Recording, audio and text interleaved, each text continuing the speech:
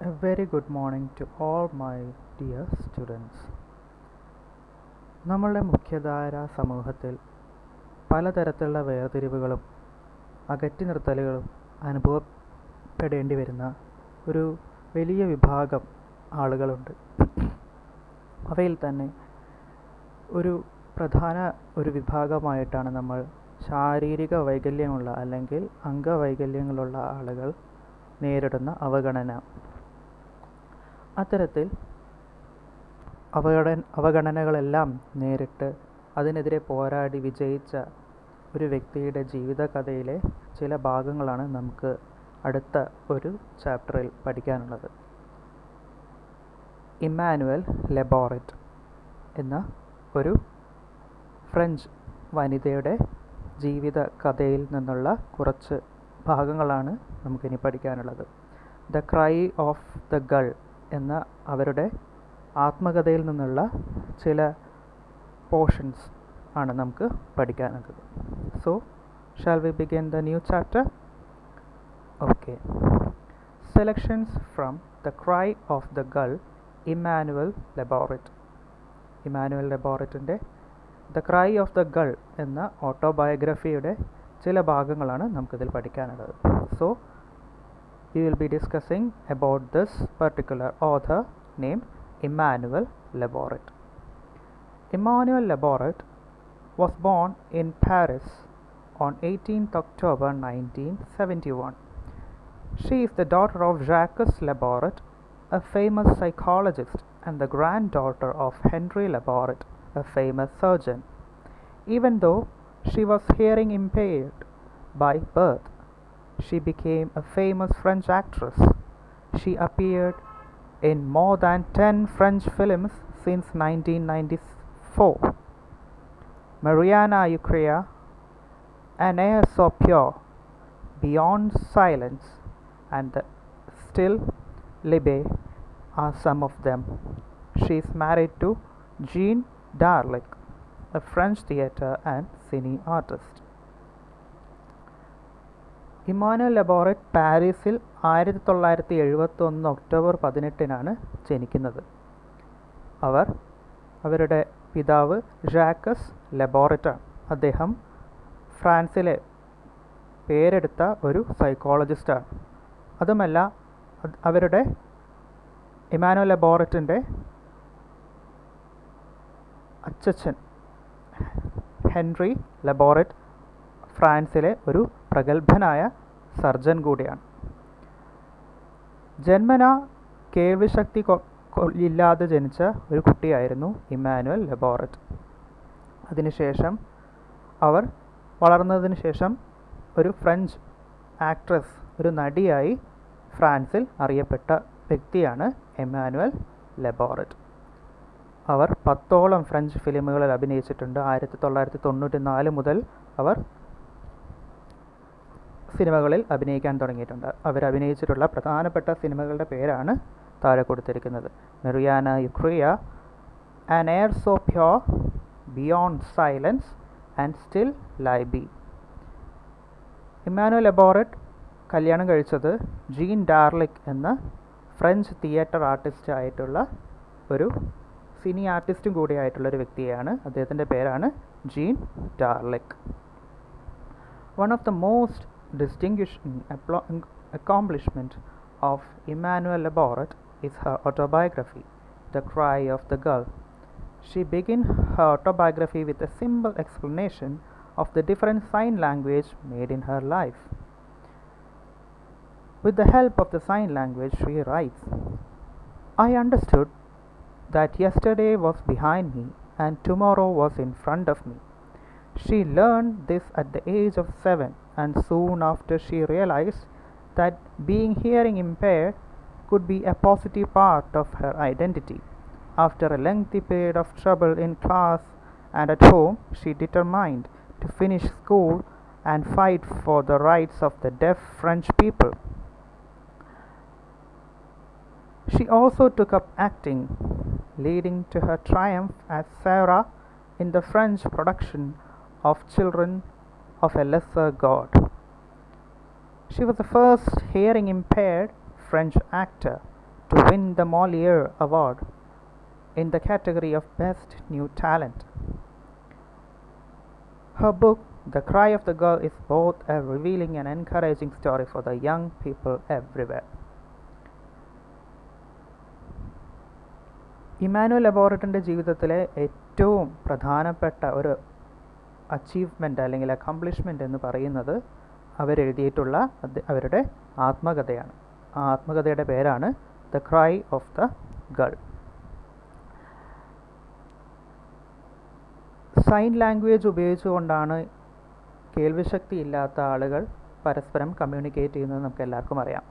അത്തരത്തിൽ അവർ പഠിച്ച സൈൻ ലാംഗ്വേജിൻ്റെ പ്രാധാന്യത്തെക്കുറിച്ച് വളരെ ചെറുപ്പത്തിൽ തന്നെ അവർ മനസ്സിലാക്കിയിരുന്നു. ആ സൈൻ ലാംഗ്വേജ് എല്ലാം ഉപയോഗിച്ചുകൊണ്ട് അവരെഴുതിയ ഒരു പ്രധാനപ്പെട്ട ഒരു കോട്ടുണ്ട്. അത് ലോക പ്രശസ്തമാണ്. എന്താണ് ആ coat? I understood that yesterday was behind me and tomorrow was in front of me. ഞാൻ മനസ്സിലാക്കുകയാണ്, ഇന്നലെ എന്നത് എനിക്ക് പിന്നിലും നാളെ എന്ന് പറയുന്നത് എനിക്ക് മുന്നിലും ഉള്ള ഒന്നാണ് എന്ന് ഞാൻ മനസ്സിലാക്കുന്നു എന്ന് അവർ സൈൻ ലാംഗ്വേജിൽ എഴുതിയിരുന്നു. എത്ര അർത്ഥവത്തായിട്ടുള്ള ഒരു കാര്യമാണെന്ന് ഓർക്കുക. അത്രയും ഒരു ഫിലോസഫിക്കലായിട്ടുള്ള ഒരു തോട്ട് അവരുടെ ഉള്ളിൽ ആ ഭാഷ പഠിക്കുന്നതോടുകൂടി അവരിൽ ജനിച്ചു എന്നതും മനസ്സിലാക്കാം. She learn at the age of 7. അത്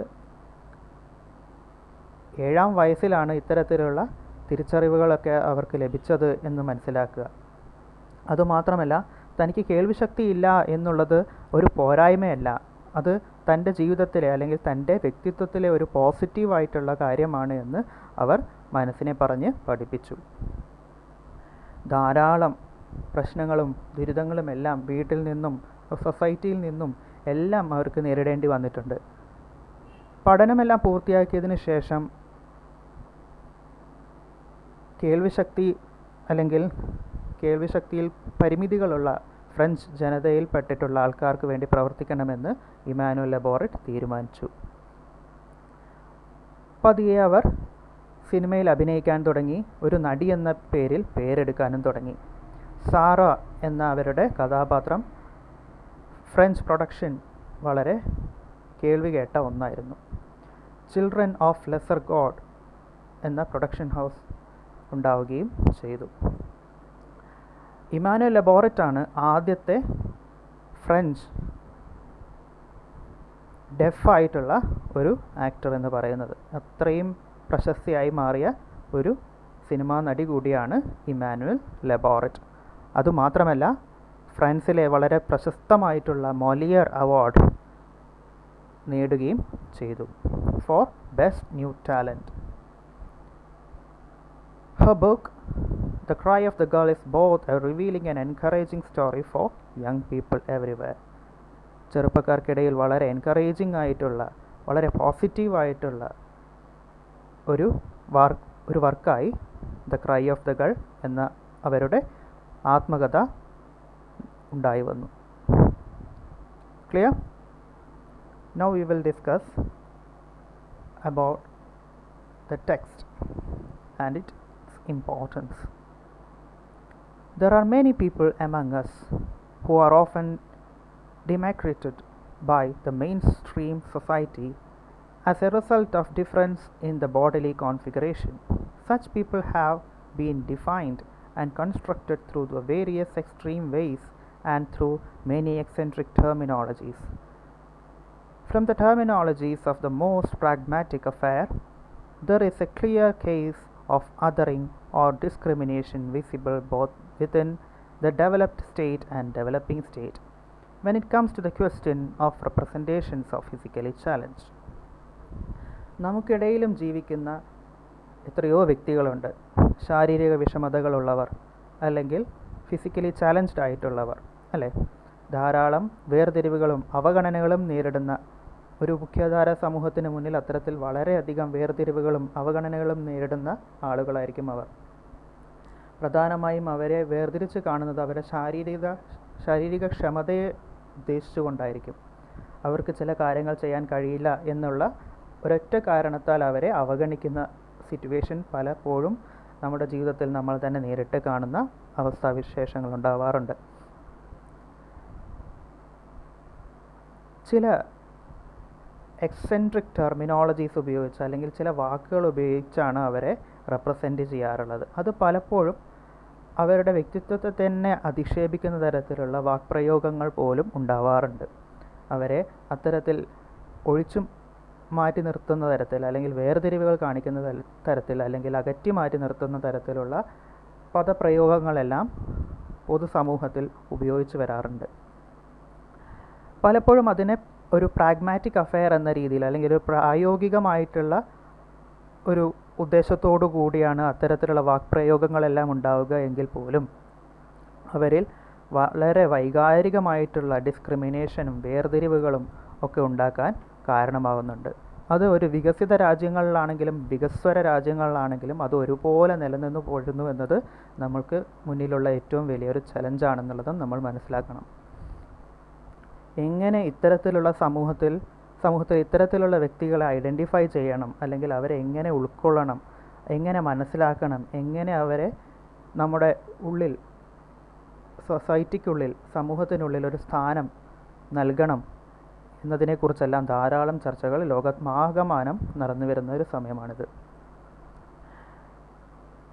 In his introduction to the second edition of the Disability Studies Reader, Leonard J. Davis writes, "For centuries, people with disabilities have been an oppressed and repressed group.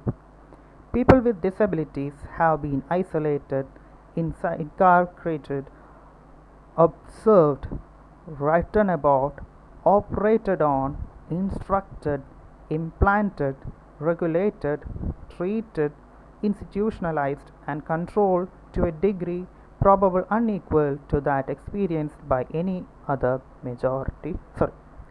minority group. As a result of the new paradigm of inclusion and accessibility, there is a drastic shift in the socio-cultural approaches towards the disabled. From the receiving and the requesting end, the disabled are now trying for a declaring, asserting, and self-defining perspective. The International Convention and different legislations also played a pivotal role in creating the new right-based paradigm. For example, if a disability was considered a limitation or a serious social ignominy in the past, the United Nations Convention on the Rights of Persons with Disabilities 2006 and the Right of Persons with Disability Act 2016 underscore respect for difference and acceptance of persons with disabilities as a part of human diversity of humanity. Here, the inherent dignity, freedom of choice, and autonomy of persons with disabilities are properly recognized as principles and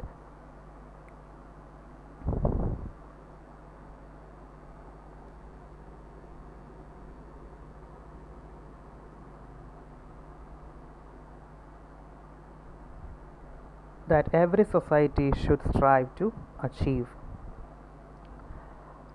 Leonard Davis എന്ന പ്രശസ്തനായിട്ടുള്ള വ്യക്തി disability studies and the reader എന്ന അദ്ദേഹത്തിൻ്റെ അതിപ്രശസ്തമായിട്ടുള്ള ബുക്കിൽ എഴുതിയ ഒരു കുറിപ്പാണ് നമ്മൾ ഇപ്പോൾ വായിച്ച് മനസ്സിലാക്കിയത്.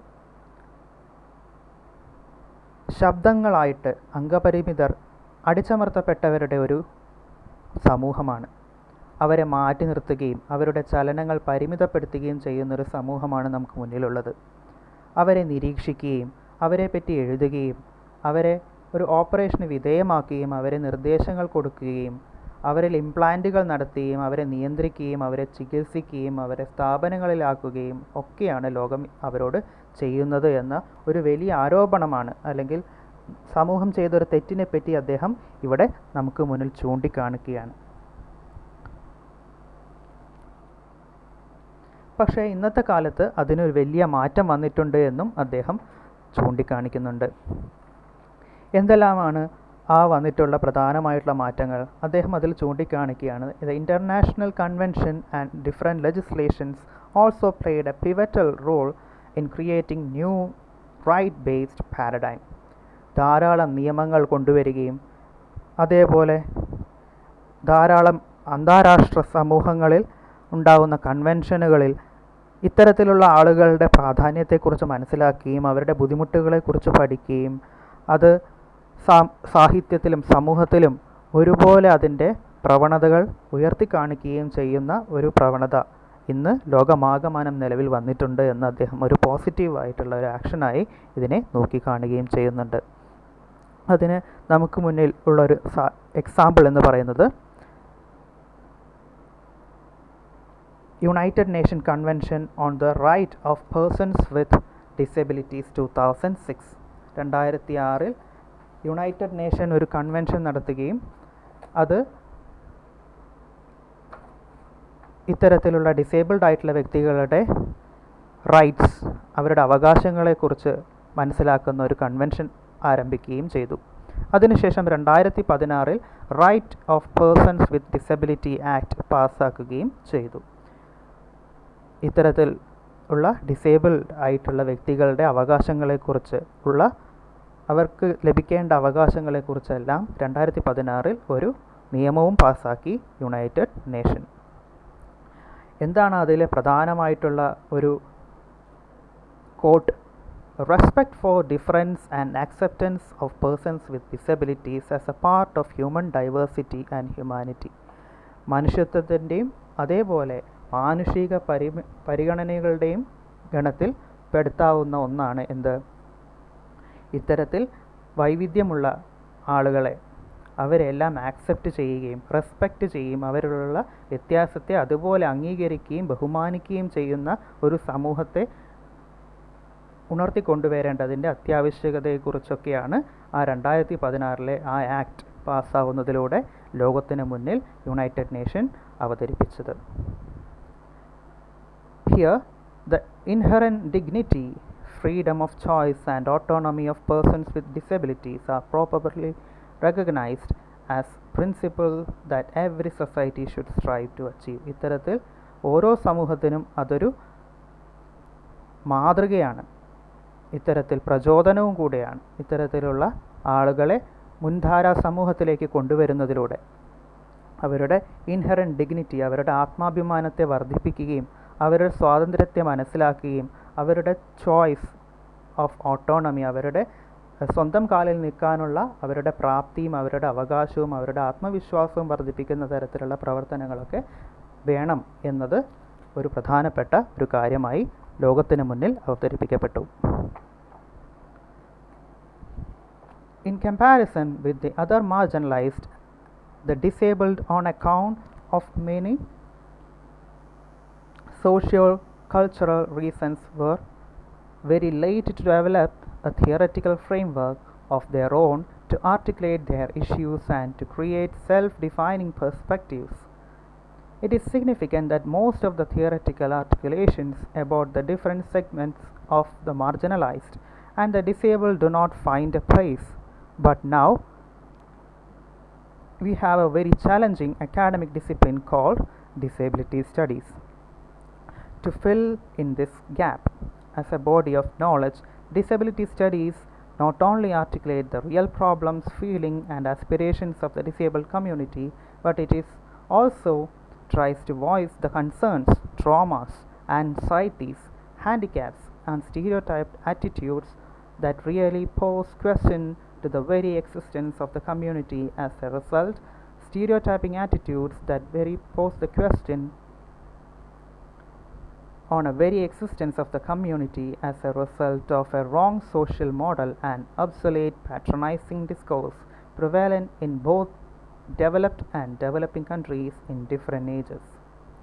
It aims at clarifying the difference between various terminologies as an impairment, disability, handicap and different abilities which are indiscriminately used by the scholars and activists while referring to the disabled. That invalidates many existing perspectives and suggests many autonomous alternatives and conceptualize the theorized disabilities. ലോകത്ത് ആകമാനം ഇതിനെ ചർച്ച ചെയ്യുമ്പോൾ ഇതിന് അല്ലെങ്കിൽ ഇത്തരത്തിൽ disabled ആയിട്ടുള്ള വ്യക്തികൾ, ഡിസേബിൾഡ് എന്നതും പോലും ഒരു തെറ്റായ പദപ്രയോഗമാണെന്ന് നമുക്ക് പലപ്പോഴും തോന്നിയിട്ടുണ്ടാവും. അവരെ ഏബിൾഡ് ബോഡീഡ് അല്ല എന്നുള്ള തരത്തിൽ മാറ്റി നിർത്താൻ വേണ്ടിയാണ് ഡിസേബിൾഡ് എന്ന പദപ്രയോഗം പോലും വന്നത്. അത് തന്നെ എത്രത്തോളം ക്രൂരമായ ഒന്നാണ് എന്ന് ശ്രദ്ധിക്കുക. പക്ഷേ ആ ഒരു പദം തന്നെയാണ് ഇപ്പോഴും നമ്മൾ ഉപയോഗിക്കുന്നത്. ഡിസേബിൾ ആയിട്ടുള്ള ആളുകൾ അല്ലെങ്കിൽ ഫിസിക്കലി ചാലഞ്ച്ഡ് ആയിട്ടുള്ള ആളുകൾ അവരെ കുറിച്ച് മനസ്സിലാക്കുകയും അവരെക്കുറിച്ച് പഠിക്കുകയും അവരെ ജീവിതത്തിൽ നേരിടുന്ന പലതരത്തിലുള്ള വിഷമതകളെക്കുറിച്ച് മനസ്സിലാക്കുകയും ചെയ്യാൻ വേണ്ടി ഒരു പുതിയ ഡിസിപ്ലിൻ തന്നെ ഉണ്ടാക്കിയെടുത്തു. അതിൻ്റെ പേരാണ് ഡിസേബിലിറ്റി സ്റ്റഡീസ്. അങ്ങനെ ഒരു പുതിയ സ്റ്റഡീസ് നടത്താനുണ്ടായ കാരണം എന്താണ്? Studies or the disabled studies not only articulate the real problems, feelings and aspirations of the disabled community, അവരിലുള്ള പുതിയ ആസ്പിറേഷൻസ്, അവരുടെ ആഗ്രഹങ്ങൾ, അവരുടെ മോഹങ്ങൾ, അതുപോലെ റിയൽ പ്രോബ്ലംസ്, അവർ ഫേസ് ചെയ്യുന്ന ശരിയായ പ്രശ്നങ്ങൾ, അവരുടെ ഫീലിങ്സ്, അതിനെക്കുറിച്ചെല്ലാം മനസ്സിലാക്കണം എന്നുള്ളത് ഇതിലെ ഒരു ചലഞ്ചിങ് ആയിട്ടുള്ള ഒരു കാര്യമാണ്. അവരുടെ ശബ്ദം, അവർക്ക് പറയാനുള്ള കാര്യങ്ങൾ, അവരനുഭവിച്ചിട്ടുള്ള ട്രോമ, അതിഭീകരമായിട്ടുള്ള വേദനകളെക്കുറിച്ച് പഠിക്കേണ്ടതുണ്ട്. അതുപോലെ ആങ്സൈറ്റീസ്, അവരുടെ ആകാംക്ഷകളെക്കുറിച്ച്, അവരുടെ ഭയങ്ങളെക്കുറിച്ച് മനസ്സിലാക്കേണ്ട ആവശ്യകതകളുണ്ട്. Handicaps and stereotyping attitudes, എല്ലാത്തിനെയും ഒരു ചട്ടക്കൂടിൽ നിർത്തുന്ന ഒരു പ്രവണതയുണ്ട് ലോകമാകമാനം. അതിനെക്കുറിച്ചെല്ലാം പഠിക്കേണ്ട കാര്യമുണ്ട്. And that really poses a question on the very existence of the community as a result of the wrong social model. ഒരു തെറ്റായ സോഷ്യൽ മോഡലാണ് ലോകത്തിന് മുന്നിൽ അവതരിപ്പിക്കപ്പെട്ടത്. ഏബിൾ ബോഡീഡ് ആയിട്ടുള്ള കുറച്ച് ഗ്രൂപ്പുണ്ട്, അതുപോലെ അൺഏബിൾഡ് ആയിട്ടുള്ള അല്ലെങ്കിൽ ഡിസേബിൾഡ് ആയിട്ടുള്ള ഒരു വ്യക്തമായിട്ടുള്ള ഒരു വേർതിരിവ് ജനങ്ങൾക്ക് മുന്നിൽ, ആളുകൾക്ക് മുന്നിൽ, സമൂഹത്തിന് മുന്നിൽ നിലനിൽക്കുന്നത് ഒരു തെറ്റായ ഒരു അവസ്ഥാവിശേഷമാണ്. എല്ലാവരും ഒരുപോലെയുള്ള ഒരു ഇൻക്ലൂസീവായിട്ടുള്ള, എല്ലാവരും ഒരുപോലെ കാണുന്നൊരു സമൂഹമാണ് ഏറ്റവും നല്ല സമൂഹമായി ഒരു ഡെവലപ്ഡ് ആയിട്ടുള്ള ഒരു സമൂഹം നോക്കിക്കാണുക. അല്ലാതെ ഇത്തരത്തിലുള്ള വേർതിരിവുകൾ കാണുന്നത് ഒരു റോങ് സോഷ്യൽ മോഡലാണെന്നുള്ളത് ആളുകൾ പഠിക്കേണ്ടതായിട്ടുണ്ട്. പാട്രണൈസിങ് discourses prevalent in both developed and developing countries. അത് ഒരുപോലെ ഡെവലപ്ഡ് കൺട്രീസിലും അതുപോലെ ഡെവലപ്പിംഗ് കൺട്രീസിലും ഉണ്ട് എന്നത് വളരെ ശ്രദ്ധ നേടേണ്ട ഒരു കാര്യമാണ്. It aims at clarifying the difference between various terminologies in such impairment, disability, handicap, different ability, which are indiscriminately used by the scholars, activists and referring the disabled. Disabled ആയിട്ടുള്ള വ്യക്തികളെ മനസ്സിലാക്കുവാൻ അല്ലെങ്കിൽ അവരെ സൂചിപ്പിക്കുവാനായി പലതരത്തിലുള്ള പദപ്രയോഗങ്ങൾ നടത്തി വരാറുണ്ട്. ഒന്നാമത് ഡിസേബിലിറ്റി എന്ന പദം ഉപയോഗിക്കാറുണ്ട്. ഹാൻഡിക്യാപ്പ് നമുക്കെല്ലാവർക്കും അറിയാം, അങ്ങനെ ഉപയോഗിക്കുന്ന ഒരു പദമാണ്. അതുപോലെ ഡിഫറൻ്റ്ലി ഏബിൾഡ്, അത് ഇപ്പോൾ പുതുതായി ഉപയോഗിക്കപ്പെടുത്തുന്ന ഒരു പദമാണ്. കുറച്ചുകൂടി മൈൽഡും വളരെ സാറ്റിസ്ഫൈയിങ്ങും അതുപോലെ ഉള്ള ഒരു പദമായിട്ട് നമുക്ക് ഡിഫറൻ്റ്ലി ഏബിൾഡ് എന്ന പദപ്രയോഗത്തെ കാണാം. ആദ്യ കാലഘട്ടങ്ങളിലൊക്കെ ഡിസബിലിറ്റി എന്നതും പിന്നീട് കുറച്ച് കഴിഞ്ഞ് അതിനെ ഹാൻഡിക്യാപ്പ് എന്നുള്ള രീതിയിലും ആളുകൾ സംബോധന നടത്താൻ തുടങ്ങി. ഇപ്പോൾ അതിനെ ഡിഫറൻ്റ്ലി ഏബിൾഡ് എന്ന രീതിയിൽ അവരെ അഭിസംബോധന ചെയ്യുന്ന ഒരു പ്രവണത ഉണ്ട്. ധാരാളമായി ആക്ടിവിസവും സ്കോളേഴ്സും എല്ലാം ഇതിനെക്കുറിച്ച് വളരെ ഇൻഡെപ്തായിട്ട് പഠനങ്ങൾ നടത്തുകയും ചെയ്യുന്നുണ്ട്.